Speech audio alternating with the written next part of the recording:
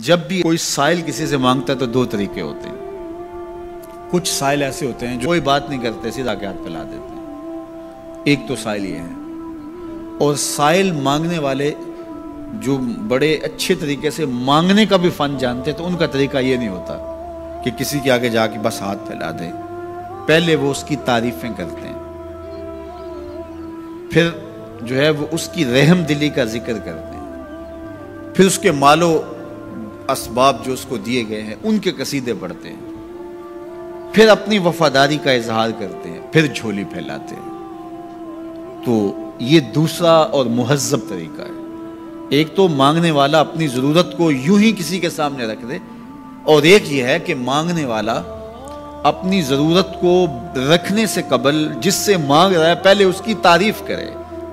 اب بندے اللہ سے ہدایت مانگنے کے لیے کھڑے ہوئے، پہلے تو وضو کیا، صاف ستھرے ہوئے، کانوں پہ ہاتھ لگائے، اس کے بعد ہاتھ باندھ کے ادب سے کھڑے ہو گئے، اور اب مانگنے لگے تو کیا بولے؟ الحمدللہ رب العالمین۔ وہ آتے ہیں نا مانگنے والے دروازے پہ تو کہتے ہیں دوبارہ وسدہ روے، فلاں ہو فلاں ہو، وہ تعریفیں کرنے لگ جاتے ہیں۔ تو یہ مرحلہ ہوتا ہے۔ ابھی اس نے سوال لب پہ نہیں لایا ہوتا تو گھر والا پہلے بچے کو کہتا ہے جا اتنے پیسے اس کو دے گیا۔ میاں وہ تو آپ کی تعریفیں کر رہا ہے، مانگ تھوڑا رہا ہے۔ وہ سمجھتا ہے جو تعریفیں کرنا شروع ہو گیا یہ مانگنے کے لیے تو کر رہا ہے۔ اللہ اکبر۔ تو جب بندہ الحمدللہ کہتا ہے رحمتیں اسی وقت برسنا شروع ہو جاتی ہیں۔ الرحمن الرحیم۔ میں سخی کی دہلیز پہ کھڑا ہوں جو رحمان بھی ہے جو رحیم بھی ہے، محض اپنے کرم سے عطا کرتا ہے، رحم کی بھیک مانگ رہا ہوں۔ پھر کیا کہہ رہا ہے؟ مالک یوم الدین۔ کسی کنگال سے نہیں مانگ رہا، اس سے مانگ رہا ہوں جو مالک ہے، دنیا کا بھی مالک ہے، آخرت کا بھی مالک ہے۔ پھر اس کے بعد اگلی بات کیا کہتا ہے؟ ایاک نعبد و ایاک نستعین۔ مالک میں پوجتا بھی تجھے ہوں اور مانگتا بھی تجھ سے ہوں۔ دیکھو سائل اس اعتبار سے بھی دو طرح کے ہوتے ہیں۔ ایک سائل ہوتا ہے جو بائی پاس پہ اترتا ہے، ایک کے گھر کے سامنے جاتا ہے، یہی طریقہ صحیح مانگنے کا، لیکن جاتا ہے کہ گھر کے سامنے تعریفیں کرتا ہے، اور مالک خانہ کو پتہ ہوتا ہے کہ یہ ہمسایہ سے بھی مانگ کے آیا ہے، میرے گھر سے بھی مانگ رہا ہے، اگلے گھر سے بھی مانگنا ہے، تو وہ اسے تھوڑا سا آٹا دے دیتا ہے، 1 روپیہ دے دیتا ہے۔ اس کو پتہ ہے اس نے پورا گاؤں مانگنا ہے، آدھا گاؤں مانگ آیا ہے، آدھا گاؤں اس نے ابھی مانگنا ہے، تو سارے 1 روپے دیتے ہیں۔ ایک تو سائل وہ ہے جو در در پہ جاتا ہے، اور ایک سائل بائی پاس سے اترا، وہاں سے پل عبور کیا، پھر گلی سے گزرتے ہوئے یہاں آیا، اور یہاں آ کے آپ کے ساتھ اس نے کہا کہ میں کسی در پہ نہیں گیا، آپ کے پاس آیا ہوں، اب آپ نے میری ضرورت پوری کرنی ہے، تو پھر 8 آنے 5 روپے تو نہیں دیے جائیں گے، پھر تو جو میری استطاعت ہوگی، جو آپ کی استطاعت ہوگی، اس استطاعت کے مطابق دیں گے کہ یہ سارا شہر چھوڑ کے آیا ہے، یہ کسی سے نہیں مانگتا، یہ مجھ سے ہی مانگتا ہے، تو پھر آپ اس کی ضرورت پوری کریں گے۔ اگر آپ کے بس میں ہوا تو مانگنے والا کیا کہہ رہا ہے؟ ایاک نعبد، یہ پیشانی کہیں اور نہیں جھکتی، و ایاک نستعین، یہ جھولی کسی اور چوکھٹ پہ پھیلتی نہیں۔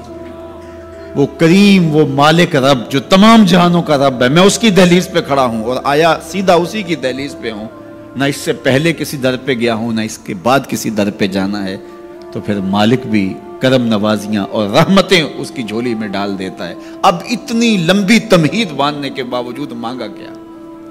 ذرا غور کیجئے۔ یہ وہ ہے جو ہم ہر روز ہر نماز کی ہر رکعت میں مانگتے ہیں، اور مانگنے کا طریقہ کتنا خوبصورت ہے، اور مانگنے والے یوں ہی مانگا کرتے ہیں۔ پہلے جس سے مانگنا اس کی تعریفیں کرتے ہیں۔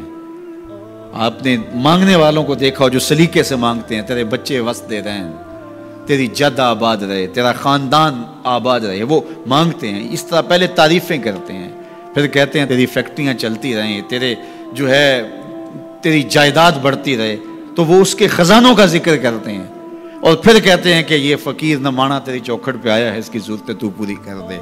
اب بندہ بھی اللہ کے حضور جب حاضر ہوتا ہے تو مانگنے کا سلیقہ کیا ہے؟ سب سے پہلے کہتا ہے الحمدللہ رب العالمین، میں کسی کنگال کی چوکھٹ پہ نہیں آیا، تمام جہانوں کے پالن ہار کی چوکھٹ پہ آیا۔ اسی کی تعریفیں اختیاری بھی غیر اختیاری بھی، واسطے کے ساتھ بھی بلا واسطے کے ساتھ بھی، اسی کی خوبی ہیں، سارے اسی کے کمال ہیں، وصف سارے اسی کے ہیں۔ پھر اس کے بعد کہتا ہے الرحمن الرحیم، وہ رحمان بھی ہے وہ رحیم بھی ہے۔ پھر اس کے بعد کہتا ہے مالک یوم الدین، وہ دنیا کا ہی مالک نہیں، آخرت کا بھی مالک ہے، یوم حساب کا بھی مالک ہے۔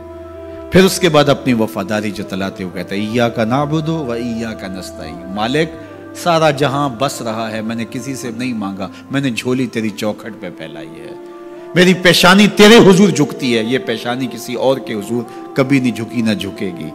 یہ سب عرض کرنے کے بعد پھر مانگتا کیا؟ اہدنا الصراط المستقیم، مالک مجھے سیدھی راہ پہ چلا دے، میں تیرے حضور آیا ہوں، مجھے ہدایت کا نور عطا کر دے۔ انشاءاللہ یہ ہدایت کیا ہے اور ہدایت کی قسمیں کیا ہیں، اور پھر اس دعا کا جواب اللہ کی طرف سے کیا آتا ہے، اور بندے پہ کتنی کرم نوازیاں ہوتی ہیں، انشاءاللہ یہ مضمون کل ہوگا۔ اللہ مجھے آپ کو اپنی رحمتوں کے سائے میں رکھے۔